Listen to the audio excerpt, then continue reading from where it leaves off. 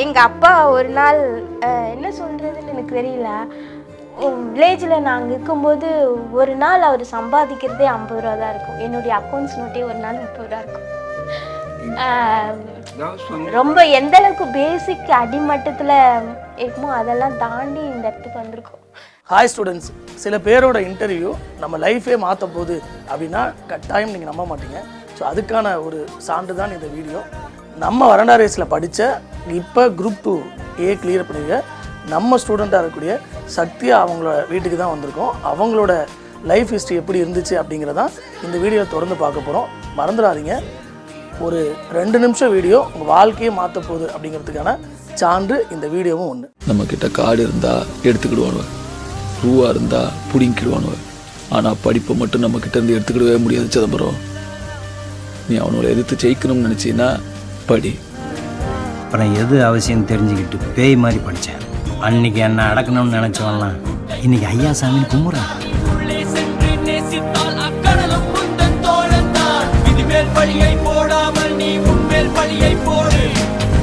கொஞ்சம் பூங்கட்டும் உன் வாழ்க்கை காரணம் தேடு.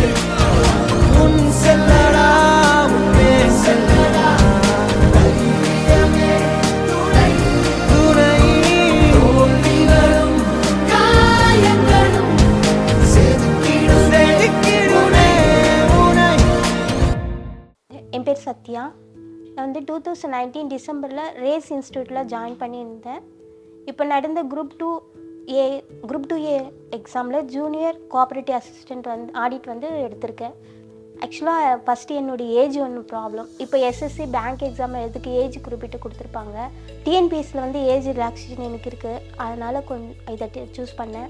ஃபஸ்ட்டு கவர்மெண்ட் ப்ரைவேட் செக்டரில் நான் 10 இயர்ஸாக ஒர்க் பண்ணிகிட்டு இருந்தேன், டிஎன்இபி கஸ்டமர் கேரில். பட் அங்கே எனக்கு எந்த விதமான டெவலப்மெண்ட்டும் கிடைக்காதால நெக்ஸ்ட்டு ஸ்டெப்பு நம்ம ப்ரைவேட் சரியாகாதுன்ட்டு டிஎன்பிஎஸ்சி சூஸ் பண்ணேன். ஆக்சுவலாக நாங்கள் இருந்தது அயனாவரத்தில் தான் இருந்தோம். இப்போ தான் இந்த இடத்துக்கு ஒரு 3 இயர்ஸ் ஆகுது. 1 இயர் அப்படி தான் நான் வேலைக்கு போயிட்டு இருந்தேன், இன்ஸ்டியூட்டுக்கு வந்துட்டு இருந்தேன். அதுக்கப்புறம் தான் என்னுடைய தேவைகளுக்காக நான் பண்ண வேண்டிய சூழ்நிலை. கஸ்டமர் கேரில் 40 இயர்ஸுக்கு அபோவுக்கு மேலே அக்செப்ட் பண்ணிக்க மாட்டேன்ட்டாங்க. ஸோ நம்ம வேறு எங்கேயோ இப்போ ப்ரைவேட்டில் போய் சேர்க்குனா நமக்கு ஏஜ் கேட்பாங்க ப்ரைவேட் செக்டரில். பட் டிஎன்பிஎஸ்சியில் அது இருக்காது. அதனால் நான் அதை ஜெயிக்கணும்னு வேறினா இப்போது நான் என்ன சொல்கிறதுனா, என்னுடைய டிசபிள்டே எனக்கு சொல்ல முடியும். ஏன்னா சின்ன வயசுலேருந்து நிறைய விஷயங்களை பார்க்கும்போது பாவம் அப்படின்ற ஒரு தாட்டு. அது அப்பா அம்மாவுக்கு அது எப்படி சொல்கிறது, ஒரு நார்மல் கேண்டிடேட்டை ஒரு பையனை பெற்றிருந்தா என்ன ஒரு சுச்சுவேஷன் அவங்க ஹேண்டில் பண்ணுவாங்களோ அது நம்ம கொடுக்கணும்னு நினச்சோம். My brother also disabled. So அதனால் நாங்கள் 2 பேருமே அந்த மைனஸை ப்ளஸ் ஆக்கணும்னு நினச்சோம். அதுக்கு இது ஒரு நல்ல சொல்யூஷனாக இருந்தது. ரொம்ப சப்போர்ட் பண்ணுறாங்க சார். அங்கே மென்டார்ஸ்னுடைய சப்போர்ட்ஸ் நடக்குது. ஸ்டாஃப்ஸும் டவுட் கிளியரன்ஸுக்கு எல்லாருக்கும் கைட் பண்ணுறாங்க. எப்படி மூவ் பண்ணணுன்ற கிளியரன்ஸ்லாம் எனக்கு கிடச்சிது.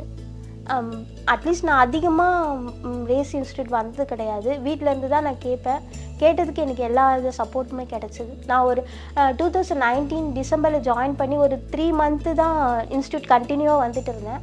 அதுக்கப்புறம் கொரோனா பீரியட் வந்தது. அதுக்கப்புறம் என்னால் வர முடியல. நான் வேலையை விட்டுட்டு ரேஸில் ஜாயின் பண்ணேன். திருப்பி கொரோனா வந்ததால் திருப்பி நமக்கு வேலைக்கு போகணுன்ற சுச்சுவேஷன், திருப்பி நான் வேலையில் போய் ஜாயின் பண்ணிட்டேன். அதுக்கப்புறம் 2022 நோட்டிஃபிகேஷன் வந்த பிறகு திருப்பி நான் வேலையை விட்டுட்டு தான் கண்டினியூ உட்காந்து படித்து இப்போது க்ளியர் பண்ணேன். ஆக்சுவலாக நான் டீச்சர் ட்ரைனிங் படித்ததில் எனக்கு ரைட்டிங் ப்ராக்டிஸ் அதிகமாக இருக்குது. நான் அசைன்மெண்ட்டு நிறைய எழுதுனதில் ஒரு எக்ஸ்பீரியன்ஸ் இருந்தது. பட் அதுக்கப்புறம் இங்கே கொடுக்குற கைடன்ஸ் எனக்கு கிடச்சிது. ரேஸ் இன்ஸ்டியூட்டு ப்ளஸ் நான் நெட்லேயே நான் ஓனாக சர்ச் பண்ணுறதால எனக்கு ஒரு சில ஐடியாவும் கிடச்சிது, எப்படி எழுதணும் அப்படின்றதும் கிடச்சிது.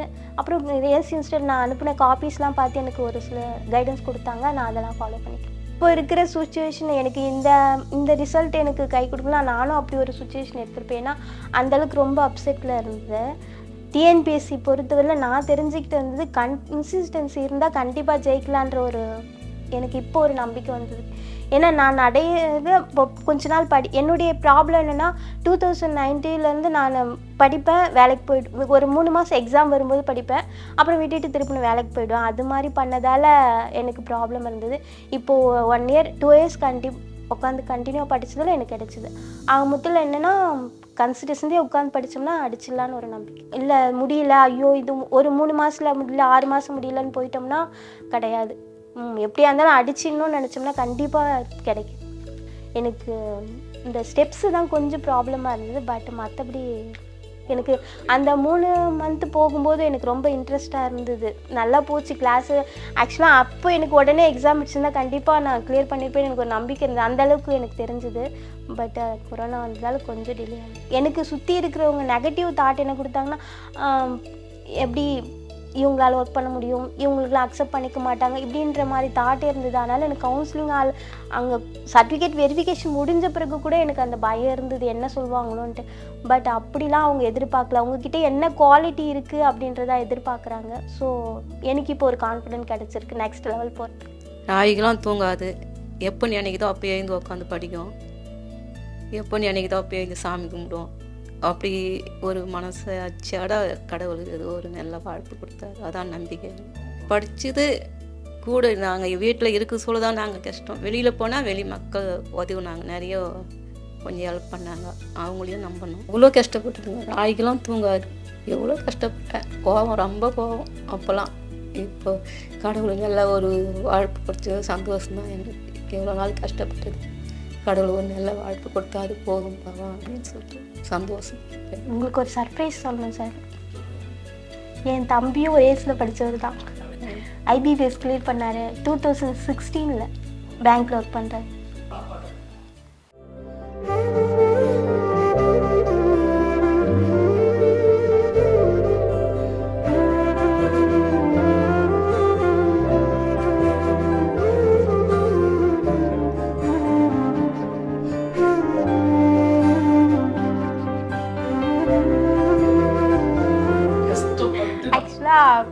எங்கள் அப்பா ஒரு நாள் என்ன சொல்கிறதுன்னு எனக்கு தெரியல, வில்லேஜில் நாங்கள் இருக்கும்போது ஒரு நாள் அவர் சம்பாதிக்கிறதே 50 ரூபா தான் இருக்கும். என்னுடைய அக்கௌண்ட்ஸ் நோட்டே ஒரு நாள் 30 ரூபா இருக்கும். ரொம்ப எந்த அளவுக்கு பேசிக் அடிமட்டத்தில் இருக்குமோ அதெல்லாம் தாண்டி இந்த இடத்துக்கு வந்திருக்கோம். என்னுடைய சொந்த ஊர் தேசூர். அதனால் அங்கேயே கிராமத்தில் இருந்து, அதாவது கவர்மெண்ட் ஸ்கூலில் தான் படிக்க வச்சேன். +2 வரைக்கும் சைக்கிளில் கூட்டின்னு போவேன். அப்புறமேட்டு திருவள்ளூர் பாண்டி போச்சு. பையனும் அதே மாதிரி படிக்க வச்சேன். இங்கே வந்து சரின்னு சொல்லிட்டு குழந்தைங்க இந்த மாதிரி இருக்க வெளியே போனால் நல்லா ஆகிடும் அப்படின்றதுக்காக அங்கேருந்து வந்தேன். வந்த உடனே சரின்னு சொல்லிட்டு வேறு வழி இல்லை அப்படின்ட்டு நான் ஒரு இடத்துக்கு வேலைக்கு போய்ட்டு அப்படி வருவேன். இதுங்க 2 போகிறேன். அவனும் வந்து அவனுடைய கஷ்டம், பயங்கரமான கஷ்டம் இதுக்குள்ள. அப்படி இருந்து ஊராக போயிட்டே இருந்தேன்.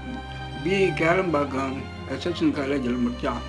அது முடிச்சுட்டு அப்புறமேட்டு கம்போஸ் சென்டரில் கலந்துன்ற மாதிரி வந்தேன். நான் நல்லா கவர்மெண்ட் உத்தியோகமாக இருந்த பரவாயில்ல, இது தனியார் கம்பெனி, திடீர்னு என்ன ஒன்றாலும் பண்ணுவாங்க அப்படின்னா சரிப்பா அவங்க சௌகரியம் எப்படி பண்ண. உடனே வந்து பேங்க் லைனில் போனான். பேங்க் லைனில் போய் பேங்க் டெஸ்ட் எழுதி பல இடத்துக்கு போய் வந்தோம். அப்புறமேட்டு பேங்க் டெஸ்ட்டு எழுதி பாஸ் பண்ணால் பாரிஸ் வந்து ஹெட் ஆஃபீஸில் வந்து வர சொன்னாங்க. போனோம். கீழ்ப்பாக்கம் பேங்க்கில் போய் ஜாயின் பண்ணிடுறாங்க. நாங்கள் இருந்தது பெரம்பூர், அந்த ஓட்டேரியில் இருந்தோம். அவங்க கீழ்ப்பாக்கம் போய் ஜாயின் பண்ணிப்பாங்க.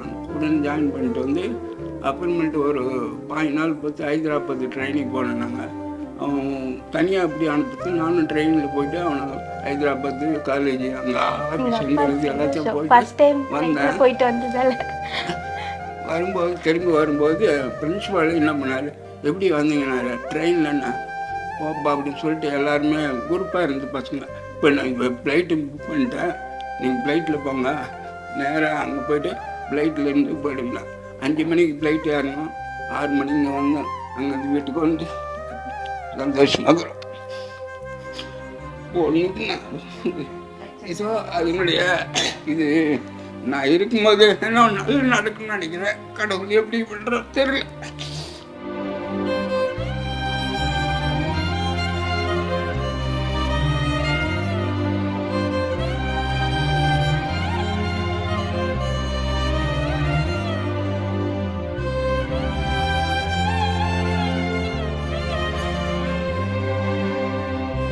கஷ்ட காலம் விடு பாப்பா, ரொம்ப அழறீங்க எல்லாரும். இல்லை என்னுடைய கஷ்டகாலம்லாம் வந்து கிட்டத்தட்ட 6 மாதம் வீட்டுக்கு வேலைக்கே போவேன். ஆக்சுவலாக நிறைய ஃபேஸ் பண்ணது என்னன்னா, பார்க்குறவங்களாம் இப்போ என்ன பாவம் பண்ணாங்களோ அப்படின்ற ஒரு மைண்ட் செட், அதுவே ஒரு அந்த மைனஸை மாற்றணுன்றதுக்காகவே படிக்கணுன்ற வெறி வந்து.